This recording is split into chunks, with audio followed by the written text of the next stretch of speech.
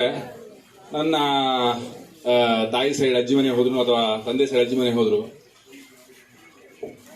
ಇದರ ಎಲ್ಲಿ ನೋಡಿದ್ರು ದೂರ ದೂರಕ್ಕೂ ಒಂದು ಗದ್ದೆ ಕಾಣ್ತಾ ಇತ್ತು. ಆ ಗದ್ದೆಯಲ್ಲಿ ಕೃಷಿ ಆಗ್ತಾ ಇತ್ತು. ಆವಾಗ ಕಳೆದ ಒಂದು 10-15 ವರ್ಷದಲ್ಲಿ ನಾನು ಈ ಕೃಷಿ ಆಗೋದು ಜಾಸ್ತಿ ನೋಡಿಲ್ಲ. ನನ್ನ ತಂದೆ ಇವತ್ತಿಗೂ ಕೃಷಿ ಮಾಡ್ತಾ ಇದ್ದಾರೆ, ಬಟ್ ಏನಂತಂದ್ರೆ ಹವ್ಯಾಸವಾಗಿ ಮಾಡ್ತಾ ಇದ್ದಾರೆ. ನಾನು ಚಿಕ್ಕವನಿರ್ಬೇಕಾದ್ರೆ 3ನೇ ಕ್ಲಾಸಲ್ಲಿ ಇರ್ಬೇಕಾದ್ರೆ ನನಗೆ ಬೆಳಿಗ್ಗೆ 5 ಗಂಟೆಗೆ ಎಬ್ಸಿ ನನ್ನನ್ನು ಕರ್ಕೊಂಡು ಹೋಗೋರು ಅಜ್ಜಿ ಮನೆಗೆ. ಅವ್ರಿಗೆ ಕೃಷಿ ಮಾಡುವಂತ ಒಂದು ಹವ್ಯಾಸ ಅವರಿಗೆ.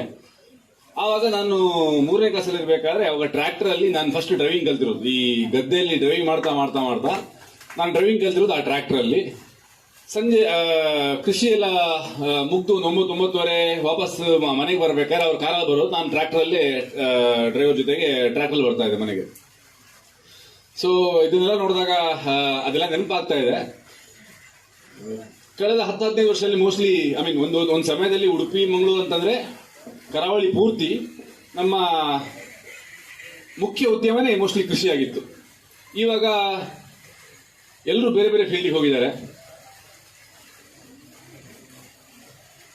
ಕೃಷಿ ಬಹಳ ಕಡಿಮೆ ಬಿಟ್ಟಿದೆ ಇವಾಗ. ಬಟ್ ಈ ಒಂದು ಖುಷಿ ಏನಂತಂದ್ರೆ ಇವಾಗ ಎಲ್ಲ ಬೆಂಗಳೂರಲ್ಲಿ ಎಲ್ಲ ಇದಾರಲ್ವಾ, ಇವರೆಲ್ಲ ವಾಪಸ್ ಊರಿಗೆ ಬರಬೇಕು, ಕೃಷಿ ಮಾಡಬೇಕು ಅಂತ ಪ್ಲಾನ್ ಮಾಡ್ತಾ ಇದ್ದಾರೆ. ಆಲ್ರೆಡಿ ನನ್ನ ಸುಮಾರು ಫ್ರೆಂಡ್ಸ್ ಅಟ್ಲೀಸ್ಟ್ ಈ ಹಾಸನ, ಚಿಕ್ಕಮಗಳೂರು ಈ ಸೈಡ್ ಅವರೆಲ್ಲ ಆಲ್ರೆಡಿ ಅವರದ್ದು ಕಾಫಿ ಎಸ್ಟೇಟ್ ಇವರೆಲ್ಲ ವಾಪಸ್ ಬಂದ್ಬಿಟ್ಟಿದ್ದಾರೆ. ಉಡುಪಿ ಮಂಗಳೂರು ಅವರಿಗೆ ಇಂಥದ್ದೊಂದು ದಾರಿ ಬೇಕಿತ್ತು ಆಕ್ಚುಲಿ.